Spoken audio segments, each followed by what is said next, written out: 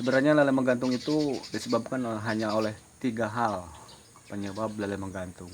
Tapi dari 3 hal ini anak beranak sehingga jadi banyak hal. Jadi banyak penyebab.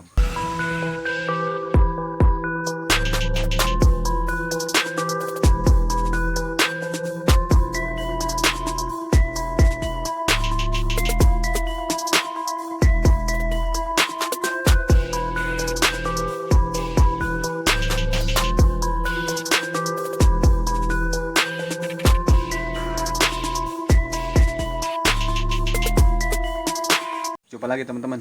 Kali ini saya akan membahas tentang lele menggantung. Lele menggantung berbaris di pinggiran kolam. Nah, kita akan kupas tuntas tentang hal itu. Sebenarnya lele menggantung itu disebabkan hanya oleh 3 hal penyebab lele menggantung. Tapi dari 3 hal ini anak beranak sehingga jadi banyak hal. Jadi banyak penyebab. Dari mulai yang paling mudah. Yang pertama, lele menggantung itu biasanya disebabkan karena kolam yang sudah jelek, air kolam yang sudah tidak layak. Bisa karena terlalu banyak amoniak, atau bisa juga karena sisa pakan yang menjadi amoniak, sisa pakannya, kotorannya yang menjadi amoniak, yang intinya lele tidak nyaman berada di dasar. Jadi dia timbul di permukaan. Nah, kemudian yang kedua, penyebab kedua itu biasanya karena pH air tidak sesuai dengan keinginan lele.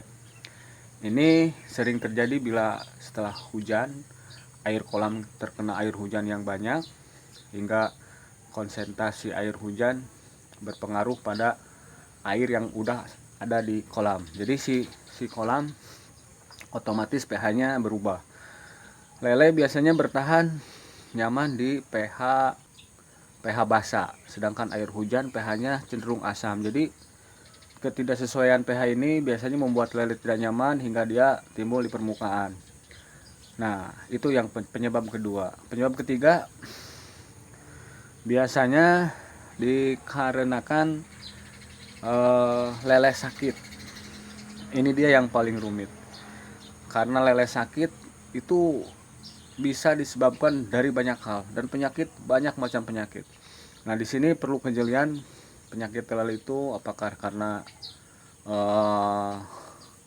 moncong putih, apa karena kumis keriting, apa karena jamur, apa karena bakteri, apa karena virus. Kejelian kita dalam menyimpulkan lele sakit. Jadi itu tadi makanya kata saya anak beranak. Jadi kalau misal disebabkan lele sakit itu kita harus jeli sakitnya karena apa gitu. Kalau misal karena bakteri, otomatis kita cari obat bakteri.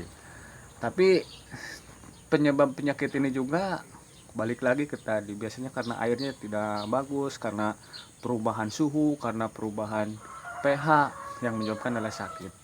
Jadi 3 hal ini keterkaitan. Dari mulai kolamnya yang air kolamnya yang tidak sesuai, kemudian pH, kemudian lele sakit. Nah, terus bagaimana menghadapi lele menggantung? Kalau menghadapi lele menggantung itu istilahnya susah-susah, gampang-gampang susah. Namanya lele sakit bisa sampai memakan korban 100% populasi musnah, atau ada yang baru 10% mati bisa kita tangani. Jadi lele itu kadang hanya karena makan banyak aja bisa menyebabkan kematian dan dia sakit. Sakitnya apa? Kembung. Nah, kemudian kalau lele menggantung sakitnya lebih cenderung biasanya moncong putih. Jadi si mulutnya putih-putih, terus kemudian kumis keriting sama berakibat ke kumisnya jadi putih. Nah, ini penyebabnya lebih cenderung itu tadi diawali dengan perubahan suhu, perubahan pH, perubahan air. Nah, lebih besar biasanya karena terlalu banyak air hujan atau memberi pakan saat hujan. Biasanya langsung lele mulutnya terkena dengan penyakit ini. Selanjutnya mengobati lele menggantung. Itu tadi kalau udah sakit gampang-gampang susah. Nah, kita awali dari air yang jelek, jadi otomatis ya pengobatan yang paling cepat, ganti airnya segera. Ini bisa dilihat dari karakter air, misalnya lelenya udah menggantung, kemudian kadang udah ada yang mati, kemudian airnya udah bau, udah berbusa, kemudian dasarnya udah kotor, otomatis itu air segera ganti. Nah, kemudian karena pH ini yang menurut saya kita harus punya alat yang lebih canggih, ya minimal pH air itu kan kita tidak bisa melihat pH air itu asam atau basa, tapi sepintas bisa dilihat. Kalau misalnya lele tidak nyaman, otomatis pH-nya tidak cocok. Ini bisa kita tambahin air kolam yang bagus untuk menaikkan pH, misalnya setelah hujan pH-nya otomatis turun. Nah, kita bisa menambahkan pH air yang bagus terus, atau bisa mengganti sekaligus airnya dibuang. Nah, kemudian dari penyakit lele menggantung tadi itu, kadang sakitnya lebih cenderung di moncongnya putih, atau di kumis keriting, atau badannya luka. Ini hal yang paling pertama, prosedurnya pisahkan lele sakit, kemudian airnya kita coba ganti juga, karena itu tadi kemungkinan dari pH-nya yang jelek atau dari kondisi airnya yang sudah tidak bagus. Nah, kemudian kalau sudah ganti air, ini ada pengobatannya, katanya bisa dengan bawang putih yang ditumbuk kemudian diberikan kepada kolam. Kemudian bisa dengan penambahan garam. Itu tadi penambahan garam untuk menjaga pH kembali stabil, kembali normal, kembali sesuai untuk lele.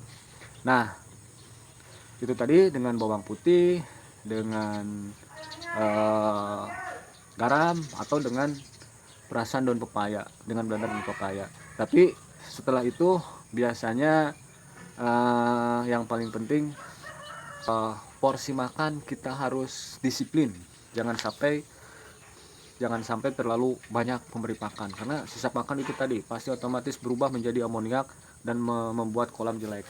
Nah, untuk lele kecil sebaiknya puasakan atau kasih makannya sedikit-sedikit.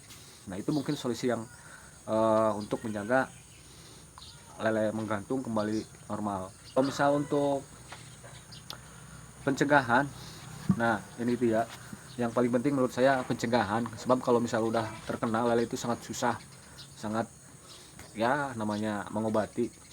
Kita obat segala macam obat, katanya jitu, katanya ampuh, tapi kembali lagi yang namanya sakit ada yang maha kuasa, ada yang lebih di atas. Kalau misalnya tidak harus sembuh dengan ini, ya tetap. Tapi kalau misal harus sembuh, tidak diapa-apain tapi sembuh hanya diganti air, lele sembuh. Itulah kekuasaan yang maha kuasa. Jadi kalau misal lebih tepat sih, sebisa mungkin kalau belum sakit, pencegahannya.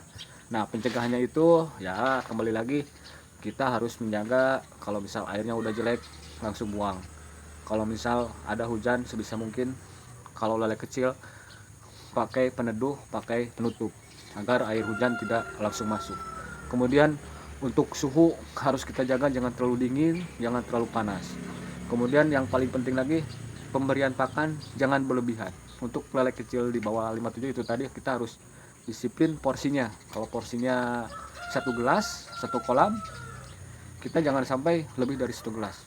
Kadang kalau misal kita memberi pakan, kita itu keasikan memberi pakan hingga kita tidak memikirkan ini porsinya hanya segelas, tapi karena masih mau, kadang kita terus saja. Nah, itu yang bisa membuat lele sisa pakan menjadi amoniak dan membuat lele sakit, kolam gampang kotor. Kemudian pencegahan selanjutnya apalagi ya? Ya mungkin itu aja cukup untuk pencegahan. Kemudian untuk video prakteknya nanti saya akan upload, ada, dan saya simpan di deskripsi di bawah, tinggal klik, tinggal tonton bagaimana praktek menghadapi lele menggantung. Ini kebetulan lele saya ada yang menggantung karena curah hujan yang sangat tinggi. Jadi saya coba mempraktekkan teori-teori yang saya dapat, yang saya temukan. Tapi bagaimana hasilnya, lihat aja nanti di videonya. Apakah teori semudah dengan praktek atau seperti apa, kita lihat. Itu teorinya, itu petunjuknya. Terima kasih yang sudah menonton. Jangan lupa di subscribe, jangan lupa di like, nyalakan tombol loncengnya. Kalau misalnya ada tambahan, ada pendapat lain, silakan berbagi. Kita tidak usah saling menghujat, tidak usah saling bully. Kita saling berbagi, terus saling berbagi. Oke, terima kasih. Semoga bermanfaat.